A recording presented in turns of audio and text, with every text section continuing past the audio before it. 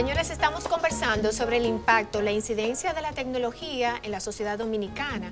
Le pregunto, señor Medina, ¿la tecnología es para todo tipo de personas o es para personas con cierta formación, cierta educación, cierta capacidad?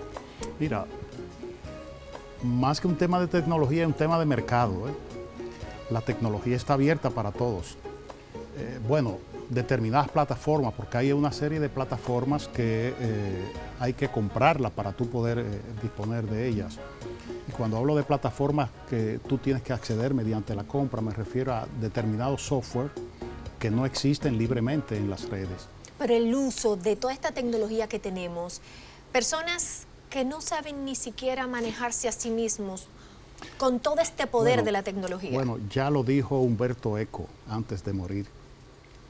La tecnología no es más que la socialización de los idiotas, en cierta medida. O sea, hoy en día cualquiera opina por las redes, dice cualquier barrabasada y hay quienes lo asumen como verdad.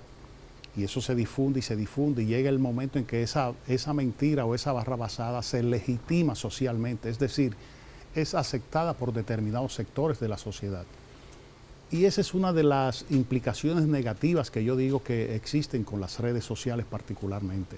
Además de las conocidas noticias falsas, que ya incluso han tenido su incidencia en temas electorales en determinados países.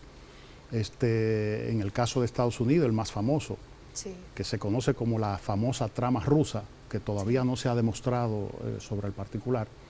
Pero creo que el hecho de que cualquier persona tenga la posibilidad de tener un celular inteligente y de acceder a las redes sociales y subir cosas, eso hace que también socialicemos idioteces. Yo creo que aquí hay un proceso de socialización de idioteces. Pero volviendo a lo que te decía al inicio de las distintas influencias que han tenido la tecnología. Que ha permeado la identidad dominicana incluso. Claro, pero el tema de los aspectos jurídicos que comentaba, mira, cuando inició Facebook, estaría hablando del año 2006, 2007, 2 o 3 años después del inicio de Facebook, en el 2004, un ciudadano turco decidió ir de vacaciones a Londres y se fue de vacaciones a Londres. Y en una carretera, anda con su familia, ve una valla publicitaria anunciando un yogur. ¿Y quién estaba en la valla? Él. Y los hijos son quienes ven la valla y le dicen, papi, pero tú estás ahí en ese anuncio. Él demandó a la empresa de yogur y la empresa ganó el juicio. ¿Por qué ganó el juicio la empresa? Fíjate que cuando uno se suscribe a una de las redes sociales, uno le da a aceptar a todo. A todo. Sin leerlo, aceptar. Ocurre que Facebook tiene una normativa que dice que tú le das derecho a Facebook. Un contrato de adhesión. Claro, para utilizar imagen, audio, texto que tú subes. Tú le das el derecho a Facebook. Claro. Entonces, una foto tuya que tú subes, otro puede comprarla, digamos, en Argentina, en Egipto. Facebook la vende. Claro, y la vende, te dan la autorización. Entonces están negociando con una cuestión que hiciste tú, pero tú no lo sabes, porque tú le diste a aceptar. Y eso ocurre con todas las redes sociales, con Twitter, Snapchat, con Instagram, con todas, YouTube, todas las redes sociales.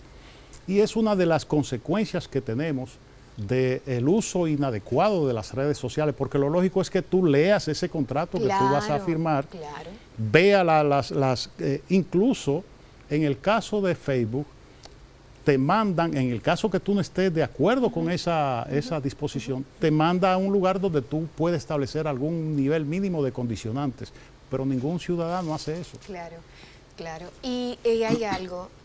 Toda esta información de otras culturas, de otras sociedades, nosotros somos un país, una pequeña isla, la mitad de una isla, sí, y estamos siendo bombardeados por una cantidad de información de países desarrollados, otras culturas, y nosotros estamos como estos indígenas viendo toda esta riqueza, muchas cosas que nos llegan, también mucha pobreza.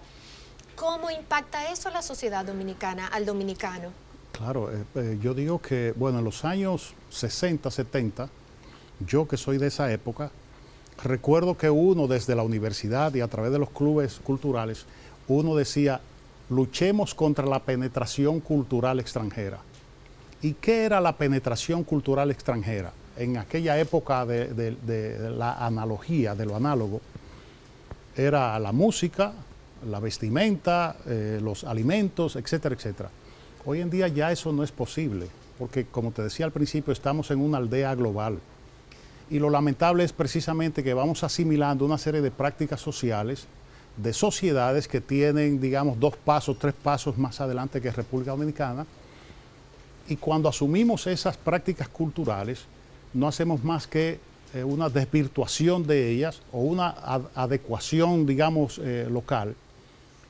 Por ejemplo, el caso del dembow o el caso de la vestimenta de los que practican el dembow, que no es más que una desvirtuación musical y de vestuario de culturas, de guetos norteamericanos fundamentalmente. Y aquí eso se tergiversa, pero se socializa, se legitima y se convierte en una práctica social, cultural, normal, pero común va y corriente. sustituyendo la original nuestra. Claro, lógico, es que ahí es el gran problema. Además de que no existe, que conozca yo, una política nacional dirigida, digamos, a regular o direccionar la influencia cultural que puede para hacerse preservar la nuestra. Claro, que puede hacerse a través de las redes sociales. Aquí no existe una política, en esa dirección, como lo hay en otros países, incluso países latinoamericanos, donde controlan o establecen regulaciones de lo que se difunde a través de las redes sociales. Porque usted decía al principio, se ve los niños, las niñas peleando en las escuelas, y nosotros nos gozamos eso. Sí. Lejos de preocuparnos como una práctica de ejercicio de violencia intraescolar, nos gozamos y lo difundimos y lo seguimos compartiendo con amigos. Claro, dando ideas. Con lo cual estamos diciéndole a la sociedad que pelear en la escuela, romper las pupitres, como ocurrió ahora recientemente, que eso se puede hacer. Y no existe una política dirigida a controlar la difusión de ese tipo de imágenes negativas en la sociedad. Y yo creo que eso es preocupante. Entonces, para discriminar lo que es, porque lo que usted me está hablando es eso, la tecnología es positivo, pero también es negativo. Lógico. ¿Cómo discriminamos? ¿Qué nos ayuda a esta población, por ejemplo, donde el 70% lee, pero no comprende lo que lee? Donde unos profesores salen en una marcha y dicen exigimos respeto y dice exigimos con J. Somos profesores. Y respeto con C, respecto. Sí, somos profesores, exigimos respeto. Cuando usted lee, exigimos con J. Los profesores. Pero los profesores no pasan la lectura comprensiva. Entonces, en esta situación, esta realidad nuestra, con este impacto de toda esta información, toda esta tecnología que nos facilita esa información, ¿cómo usted cree que pueda terminar la sociedad dominicana? Mira, ¿Desvanecida, anulada? No, eso no va a pasar. ¿Qué hay que hacer? La sociedad no se va a anular ni se va a desvanecer. ¿Qué hay que hacer? Va a seguir circulando, transformándose. Pero en el caso dominicano, como transformándose, señalas, usted dice. Para transformar en el buen sentido de la palabra se necesitan niveles de concienciación, niveles de conocimiento que yo creo que todavía carecemos. Por eso los gobiernos que tradicionalmente hemos tenido han hecho lo que le ha dado la gana con la sociedad dominicana. Te dan un vaso de agua y tú lo aplaudes, pero ellos se están llevando el tanquero con el agua. Ya. No sé si me explico. Te están regalando un vaso de agua, pero se están llevando el camión de cisterna, se lo están llevando. Entonces, eso nos obliga a estimular a la sociedad a tener mayor conocimiento, mayor formación. Que en el caso dominicano tiene sus debilidades y dificultades. Por ejemplo, aquí se habla de la revolución educativa y el gobierno se posiciona como uno de sus grandes logros, la revolución educativa sobre la base de la inversión del 4% para la educación. Pero aquí de cada 100 adolescentes, 40 están fuera de la escuela. Óigaseme bien, de cada 100, 40 están fuera de la escuela. Y eso es preocupante. cuando en otros países apenas es un 2, un 3% que están fuera de la escuela. Estoy hablando del nivel secundario, del nivel bachillerato. Wow. ¿Mm? Y es alarmante. Pero de ese total que está fuera de la escuela, en el caso de las adolescentes, es porque están embarazadas o estuvieron embarazadas. Entonces, es necesario atender ese tipo de cuestiones para que el adolescente pueda centrarse con mucho mayor ahínco en su formación personal, en elevar sus conocimientos, en elevar su conciencia social, para que entonces ese proceso de transformación que pudiésemos estimular a través de las redes sociales sea en sentido positivo. Entonces el blindaje sería la educación, lo que usted quiere decir. Creo que es uno de los aspectos básicos. Educación, cuando digo educación no me refiero a leer y escribir. No, educación con calidad. Exacto, sí, y me refiero a la formación, ¿Y a los la gestión valores? del conocimiento. Bueno, es parte, el tener valores éticos, morales, etcétera. Yo creo que es parte de un Decían, sistema creo que los educativo. griegos, Sócrates, uno de ellos, no sé cuál, que la educación no es solamente adquirir saberes, Claro. sino valores. Sí, estoy Entonces, totalmente de acuerdo. lo que nos ayuda a poner límite y trazar la raya de Pizarro de que esto lo asumo y esto no, son esos valores. En cierta medida, aunque yo insisto, es un tema de formación, de conocimiento y sobre todo de conciencia social. ¿A qué me refiero cuando digo ¿Qué conciencia es social? eso? Sí. Saber cuál es tu posición en la sociedad donde tú te mueves, o sea, qué tú haces, para qué lo haces, por qué lo haces. Cuando tú sabes eso, tú sabes para dónde vas, tú sabes cuál es tu horizonte y sabes cuál es el camino que debes seguir para Entonces, llegar a tu adquirimos esa horizonte. conciencia ¿cómo? Distintas Con la formas. educación, con la La formación. educación y la formación personal, lectura, pero no cualquier lectura, porque así como hay libros buenos, Hay libros hay malos. libros muy malos. Sí. Pero creo que el sistema educativo institucional tiene la responsabilidad precisamente de indicar cuál es esa, no solo indicar, realizar esa formación positiva al estudiantado nacional para que eleve su nivel, eleve su formación, eleve su nivel de conocimiento y al mismo tiempo sepa discernir acerca de qué leer, qué no leer, qué hacer con las redes sociales, qué no hacer con las redes sociales. Y yo creo que ese es un reto que tenemos por delante. Que tenemos por delante.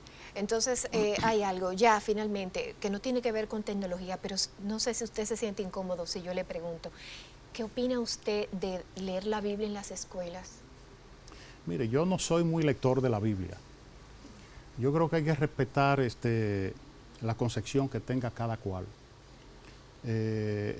No creo que leer la Biblia en las escuelas agregue valor a la creencia en Dios. No creo.